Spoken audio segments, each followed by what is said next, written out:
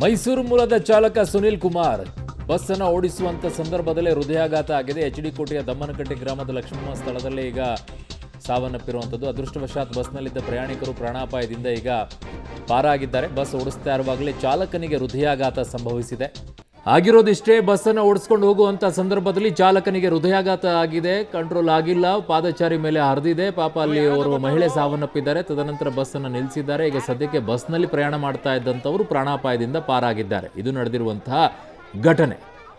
Bus ಓಡಿಸ್ತಾ ಇರುವಂಥ ಸಂದರ್ಭದಲ್ಲೇ ಚಾಲಕನಿಗೆ ಹೃದಯಾಘಾತ ಆಗಿ ಪಾದಚಾರಿಗೆ ಹೋಗಿ ಡಿಕ್ಕಿ ಹೊಡೆದು ಪಾದಚಾರಿನೂ ಕೂಡ ಸಾವನ್ನಪ್ತಾರೆ, ಬಸ್ ಚಾಲಕನೂ ಕೂಡ ಸಾವನ್ನಪ್ತಾನೆ.